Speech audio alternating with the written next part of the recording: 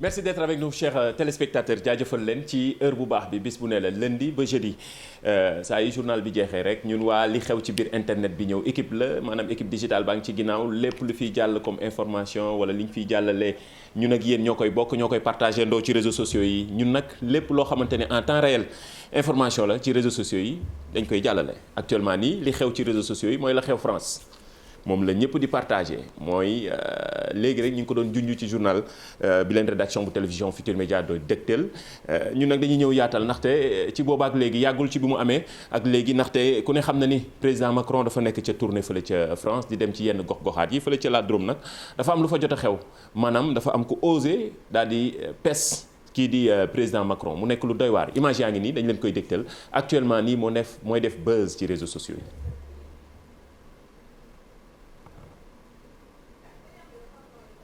voilà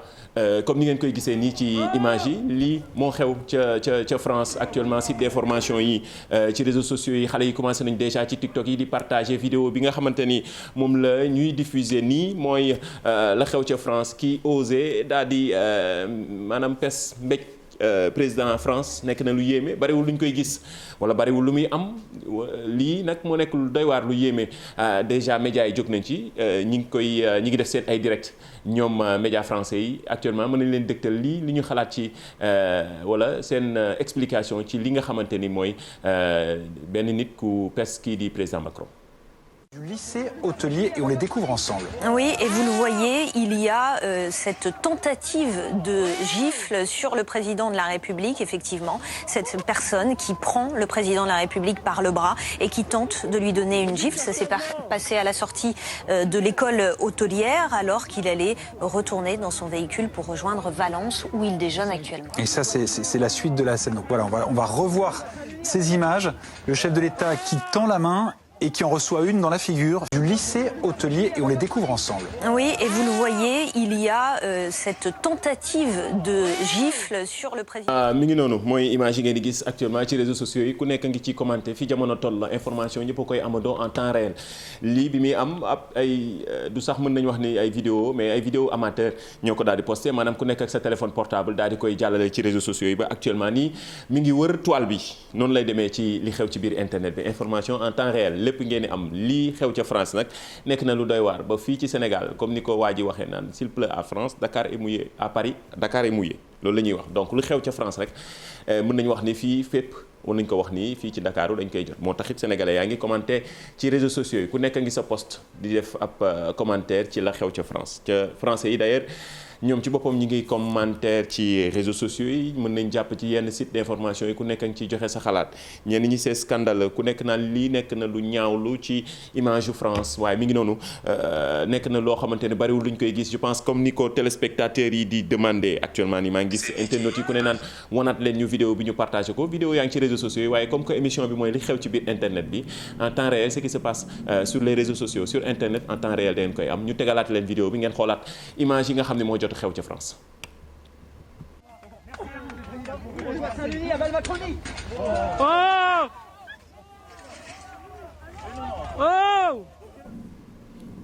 voilà ñu ne jàpp nañu ñaari nit nag jàpp ne jot nañ ci jàpp ñaari nit fi mu ne nii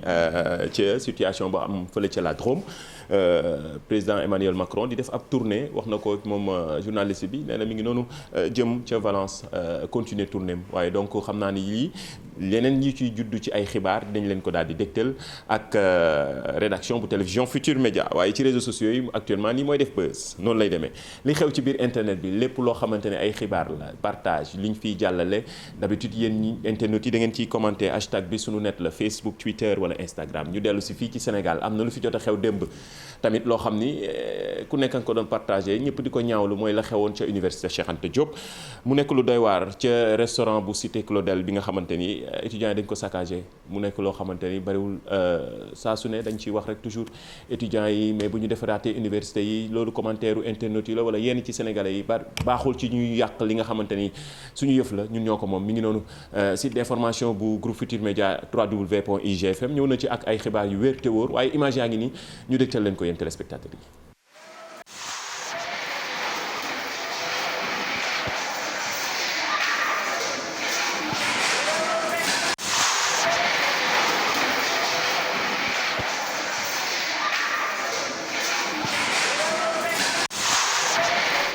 voilà mi ngi noonu dañuy def léegi comme site d'information yi wax leen ñu ci seen ay xalaat commentaires yi mën nañ ko partager ak équipe digitale bi nekk ci ginnaaw ku ko jiitee di Magui Adja ngi ci di ci jàpp ci liggéey bi ba lépp loo xamante ni dañ ko fiy jàllee ci émission bi ngeen mën ko am en temps réel ci suñu plateforme yi rawatina Facebook live bi nga xam moom laa jàkkaar lool waa Instagram live bi ba leen fàtte YouTube aussi jot nañu message yi saa yu ñu dugalee émission bi gis nañ ni ku nekk ci commentaire surtout di indi ay tontu ci question yi nga xamante ni d'habitude yéen ñu koy jox wala yéen ñu koy proposer yéen internautes yi ci heure bu baax bi gars yi léegi miin nañ heure bu baax bi juste après journal bi rek tiim li xew ci biir internet bi ñëw mooy waa heure bu baax bi 30 minutes la non stop ci lépp luy information en temps réel am na leneen li xew sànq li ñuy waxtaane mooy Sénégal gi fas yéene jouer ak Cap-Vert tey mu nekk ñaareelu match amical am ci jamono jii ñu nekk ci semaine bi ndaxte samedi bi joué nañ ak Zambie gagné ko 3-1 avec la manière pour ñenn ñi premier mi-temps bu am solo tey nag ñu fas yéene daje Cap-Vert Cap-Vert nag ñu nekk ci yoon bu baax ndaxte daje na ak équipe olympique bu Brésil daal di koy gagné moom tamit samedi 2-1 Sénégal di waajtaale match bu am solo moo tax internautes yi ku nekk xam nga dañuy bëgg équipe nationale bu Sénégal première nation africaine yàgg nañ ci bopp bi waaye fi ne li ñu bëgg mooy jël coupe d'Afrique moom la ñëpp di ñaan moo tax am nañ effectif bu ñu war waaye tamit suñuy infrastructure du ñu jóg ci di ko wax waxu Sadio Mané bi wër na àddina gis naa yenn site wala yenn média yu mag a mag di ci wax ci mbirum infrastructure yi nga xamante ni déploré na ko comme ni ko Sénégalais yëpp gisee waaye tamit internet bi de suñu ginnaaw saa yu ñu demee stade ñi ngi partagé ay vidéo yoo xam ne toujours dañuy gën a ñaawlu suñu manque d'infrastructure comme ni ngeen koy gisee ci vidéo yii nga xam ni internet yaa ñu koy proposé daan ne lii moo xewoon keroog ci stade Lat Dior bi ñuy waaj a dajeek Zambie. Grosse ambiance.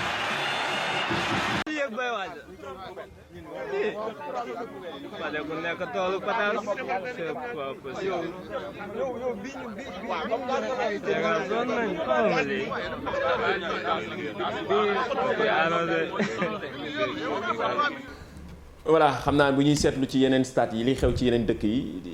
di ñëw gis fii ni nit ki yooyu ay machine a koy def ñooy arrosé di préparer tate pelouse bi bu baax ngir joueurs yi mën na amal seen match ci ni mu waree waaye bu ñu gisee lii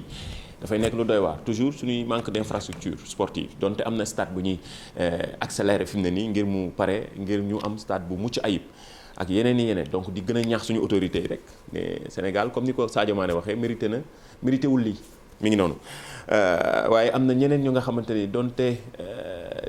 ñu ngi ci ñoom tamit ba léegi ci mbirum football la mais bii pas footballu plage la waa beach soccer dem président recevoir na leen jox leen 10 millions yóbbu leen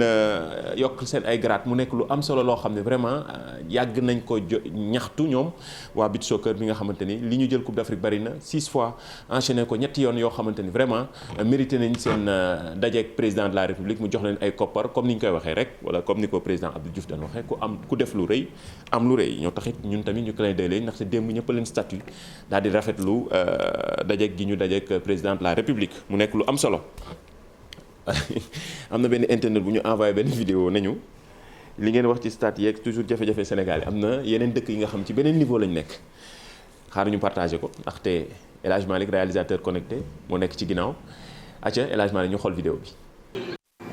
mais nañu rêvé pourquoi pas lii mën na nekk kay lu mën a nekk la gars yi ngi wax suñu ginnaaw lii mënul nekk bien sûr mën na nekk kay fi jamono toll nii mën nañu yegg si fii te du yàgg dara fi mu ne nii ak technologie bi fii àddina toll ci xarala yu yees yi mën nañ ko kon donte yeneen dëkk ngi ci mais ñun ñu gën a góorgóorlu ay image la yu ñu internet yi di posté wala di ñu envoyé ñun tamit ñu koy partagé mu nekk lu am solo te loolooy solo émission bi li xew ci biir internet bi da ngeen am information mais surtout parfois ñu gindi leen ci yenn vidéo yeeg image yi surtout fake news yeeg mbirum taxawaayu réseaux sociaux d'ailleurs ci mbirum réseaux sociaux yi nañ ci ñëw ci kanam tuuti ak li ci ministre Yankhoba Diattara wax fële ca Saly mi ngi noonu ministre bi nga xamante ni moo yor mbirum économie numérique ak télécommunication ci explication yi nga xamante ni mbirum ndaw ñi mais surtout taxawaayu ñenn ci sénégalais yi ci réseaux sociaux yeeg seen taxawaay ci kanam dinañ ci ñëw léegi mais dañuy njëkkee ak internet yi li ñuy accéléré nii mooy mbirum image cachée bi effectivement bàyyi woon nañ fi démb tey sax dañoo choisir kenn yóbbu ko ci Djily CSB ma nga nekk rond point cité Kër Gorgui fu moom mi sponsorisé rubrique bi ñu duppee image cachée moom Djily CSB mi nga xamante ni d'habitude dañuy choisir kenn ci internet yi yóbbu ko wax ko mu dem ci Djily bu demee jël loom téléphone portable lay doon daal di photo wu posté ñu tamit ñu partagé jaajëfal Djily ma nga nekk rond point cité Kër Gorgui internet yi nee ñu dem suñu image cachée effectivement démb réponse bi joueur Sénégal bi la mi Diao Baldé Keita donte ñu ci bëri neewoon nañu waaye kii Ismaïla Sarr la kii Sadio Mané la mais effectivement Diao Baldé Keita la moo tax ñu choisir kii di Abdoulaye Mbodj wan ñu message am ak tweetam mu dem ci Djily CSB ma nga nekk rond point cité Kër Gorgui mu jël loowam foofu mu ngi nii bind na ci joxe nañu information yu am solo ci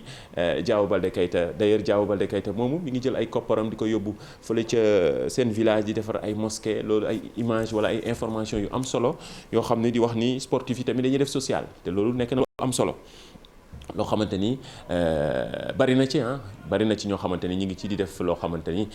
lu ñuy rafetlu la au-delà de footballeur yu mag yi ñu doon wala sportif yu mag yi ñu doon ñu ngi fii di wane seen taxawaay ci mbirum social jàppale bu baax seen dëkk.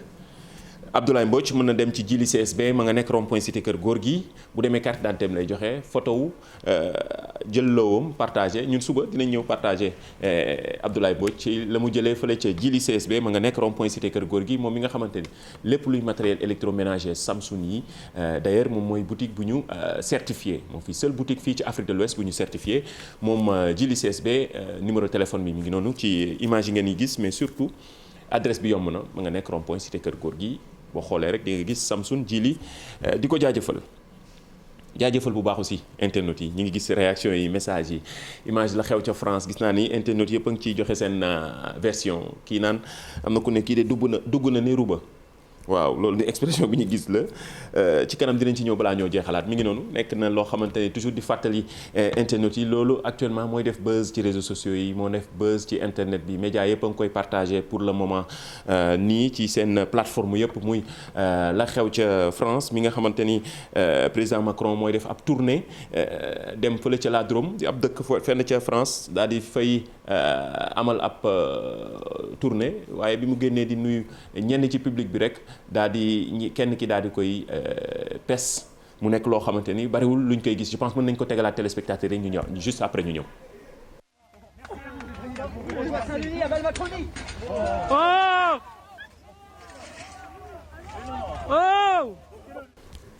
voilà mu nekk image bu ñu partagé fi mu ne nii internet yaa ngi koy ku nekk ci commentaire looloo xew ca France fi mu ne nii en temps réel ngeen di am lépp luy jàll am comme info ci réseaux sociaux yi wala ci internet nag yemul ci réseaux sociaux yëpp tey jii la preuve panne bu doy waar moo am ci yenn site d'information yu mag yi mu nekk loo xam ne bariwul luñ koy gis wala saa yu amee mu créer benn tollé. panne boobu nag nekk na lu doy waar ba ñenn ñi xawoon jaaxle waaye quelques heures la fi mu ne nii yenn site d'information yi nga xamante ne dañu spécialisé wu ci mbirum gëstu panne yeeg parfois bu amee jafe-jafe lan moo koy waral nee nañ réglé nañ problème bi yenn site d'information yu mag yi am nañu ay jafe-jafe comme Le Monde ak ñeneen ñi ay Guardian ak ñu ci nekk amoon na ay jafe-jafe ci suba si tey ci diggante 10h mu nekk loo xamante ni bariwul luñ koy gis fi internet toll ak jamono toll nag bu panne yu ni mel amee bu matee sax 5 minutes wala 10 minutes day créer jéyee voilà mën nañ ko waxee noonu day créer lu graaw moo tax panne yu ni mel ñu koy médiatiser ba àddina wërngal këpp di ko yëg moo tax ku ci nekk dem na ci sa compte Twitter fësal ne seetlu nañu ay jafe-jafe maanaam panne ci tey ci seen site d'information comme waa Le Monde ni ñu ko waxee noonu mu nekk lu doy waar waaye ba léegi xamaguñu lan moo ko waral mais pour le moment réglé nañu la plupart yenn site d'information yi réglé nañu seen panne ba ci site gouvernement bu britannique bi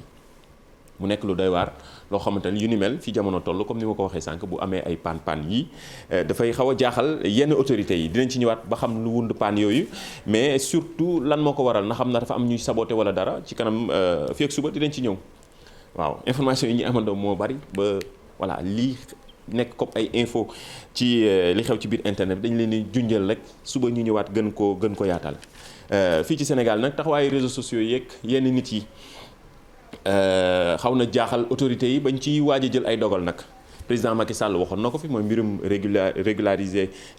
lii di taxawaay ñenn ñi ci wala ñenn internautes yi Yankhoba Diattara moom gis nga taxawaay bi li mu ci wax mu ne certains persistent à vouloir faire des réseaux sociaux une arme de destruction de la dignité humaine l'État est déterminé à mettre fin aux abus mi ngi noonu loolu la wax ñoom dañ ci taxaw ma nga ko waxee woon ca Saly ci ab lël bu ñu nekk di waxtaanee xoolaat taxawaayu TIC yeeg réseaux sociaux yi moom Yankhoba Diattara mi nga xam mooy ministre économie numérique et de la télécommunication d'ailleurs président de la République ci ab tournée bu mu amal bu yàggul rek tax wax na ci mbirum réseaux sociaux yooyu ñu dégtal leen vidéo yi. toog sa ordinateur di tappe di kaj ci suba ngoon di saaga di xuloo jàpp na yow yaa moom réew mi ba ci kanam loolu mu ngi suñu kanam. te yaakaar naa ne wax dëgg yàlla duñu fay wax bàyyi jëf amul sens. voilà ndogal yi nguur gi fas yéene jël ngir xoolaat taxawaay yenn ñi réseaux sociaux nag mën nañ ci jàng mën nañ ci wutum ñenn ñi surtout ndaw ñi am liggéey ñëwoon nañ fi ak métier influenceur ak métier community manager ak yeneen yu gën a yaatu yoo xam ne ñi ngi ci bougé wuñu seen kër ñi ngi ak seen machine seen connexion internet bu doy di liggéey lu am solo ay ndaw waaye am na ñeneen ñoo xamante ne ci beneen anam wala la ñu nekkee ci réseaux sociaux yi xam naa loolu tax autorités yi fas yéene cee jël ay dogal waaye ñu nit tamit dinañ topp dogal yooyu ba xam ndax day parfois enfreiner suñu liberté d'expression ñooñu moo waral ñenn ci yenn spécialistes yi naan parfois mën nañu réguler waaw waaye bu ñu fàtte toujours tamit liberté bi nga xam ne nit ñi war nañ ko mën a am di exprimer wu wala di wax seen xalaat ci internet loolu nag tey nekk na loo xamante lu am solo image cachée baa ngi nii tey bu ñu leen di proposer ba xam ngeen kan moo nekk ci ginnaaw image bi hashtag bi sunu net la Facebook Twitter wala Instagram boo leen demee YouTube tamit mën ngeen commenter wan leen ñu image cachée bi ngeen jox ci seen xalaat comme ni ngeen koy defee peut-être suba ñu choisir ci kenn bu trouver yóbbu ko ci jili CSB ma nga nekk rond-point cité kër góor gi image baa ngi noonu xool leen ko bu baax nag balaa ngeen di joxe seen commentaire mi ngi noonu jaajëfal leen El Hadj Malick am na benn internet bu wane benn image bu doy waar tamit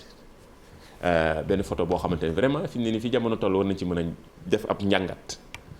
mi ngi nii ma jàkkaar lool al ci El Hadj Malick mi ngi nii waaw photo baa ngi nii yéen nag yéen a ci mën a commentaire ci joxe seen bopp ci seen commentaire yi wala ngeen joxe seen xalaat ci commentaire yi mi ngi noonu kee ma nga sëgg di lekk kii moom Apple la yor xale bi tee ko fi jamono toll nii la monde bi mel man du ma joxe sa wax leen ñu seen ay commentaire ci image bi commentaire bu gën a pertinent peut-être mën nañ ko jël neexal ko yóbbu ko ci jili CSB ma nga nekk rond-point cité kër góor gi jaajëfal internautes yi nga xam ne ñi ngi réagir en temps réel ci suñu plateforme yëpp muy Facebook Twitter wala Instagram actuellement nii nga xamante ni maa ngi jàkkaarook yenn commentaires yi ci plateforme bii di Facebook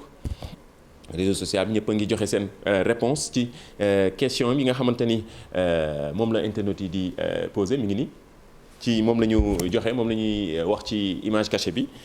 en tout cas am na ñu commencé joxe seen réponse de El Hadj Malick Abdoulaye Wade Ousmane Nabil Dieng Omar Dansokho Omar ok Ahmed Dansokho El Hadj Diouf maître El Hadj Diouf xoolaat El Hadj Malick wanaat leen image bu baax damay bañ ñu juum dama bëgg ñu dem parfois ma jëlandoo ñaar yóbbu leen ci jili CSB wanaat leen image cachée bi ñu joxe réponse bu baax bi voilà mi ngi noonu joxe leen seen réponse hashtag bi sunu net la Facebook Twitter wala Instagram jaajëfal équipe digitale bi nekk ci ginnaaw di jàpp ci liggéey bi ba tax lépp luy information en temps réel ngeen mën ko am ci li xew ci biir internet bi mooy seule émission boo xamante ni avant la pendant ak après même bu ñu jeexalee am nañ droit wala am nañ possibilité ci suñu plateforme yi muy Facebook Twitter Instagram dem ci YouTube bu télévision Futurs Médias commenter joxe seen ay réponses mais surtout joxe seen ay commentaires d'habitude yu ci bari dañuy tontu seen ay commentaires ci réseaux sociaux yi mais surtout ñëw aussi tamit en live di waxtaan ak yéen comme maire yeeg paa yeeg ni ñu koy defee d'ailleurs am na benn image boo xam ne bàyyi woon nañ ko fi démb mag ñi ñoom maa ngi waxtaan ak ñoom ñu ngi may wax. ñi ngi may jox ay at naan ma image bii année sangam la am na ku ne 1984 ma ne kooku de xale yi judduwuñu 2000 xale yi 2000 yi judduwuñu image maître Abdoulaye Wade ak kii di madame Elisabeth Diouf yal na yàlla guddal seen fan. image bi nag la mel ne réseaux sociaux yi mais ñun question bi ñu ci teg mooy ban année la woon am na ay mag yu ñuy waxtaan ak ñoom ñu ñuy jox ay date exacte ak lan moo tax xewoon mais internet yi ba léegi ay 96 laay gis ay 97 mais xoolaat leen gëstuwaat leen maa ngi waxtaan ak ay mag waxtaan ak ñaari mag ñoo xam ne même date lañ ma jox année 84 mais maa ngi gëstuwaat ba xam ndax 84 la ak yooyu dañuy vérifier waat ba tey yéen am ngeen possibilité aussi wax ñu image bi mais au-delà de ça sax image bi ça représente beaucoup de choses ku ci neex mën nga ko joxe ci explication bu am solo di wax ni Sénégal nii la ñuy yàgg di dundee te ci nii la ñuy mës di dundee voilà loolu nekk na lu ama solo balaa ñoo jeexal effectivement dinañ wanewaat image ba xew ca France kay moom la ñuy ñëw daal di tëjee tàggatoo ko ak téléspectateurs yi internautes yi fàttali leen la xew ca France image baay def buzz ci réseaux sociaux yi muy Facebook Twitter wala Instagram kenn koo xamante ni citoyen français la osé daal di gifler mën nañ wax noonu ne mbéj président Macron image bi nag mooy lëmbe ci réseaux sociaux yi nekk na loo xamante ne lu doy waar la ñu dégtalaat leen ko juste après ñu daal di jeexal tàggatoog internet yeeg téléspectateurs yi jox leen dig daje ba suba jaajëfal Tons Am mi doon gérer son bi jaajëfal El Hadj Malick jaajëfal yu mi nga xamante ne ñoo jàpp ci éléments yeeg ba lépp yemb jaajëfal téléspectateurs yëpp jox leen dig daje ba suba image yaa ngi nii moom la ñuy tëjee la xew ca France la benn citoyen français moo osé daal di pes président Macron.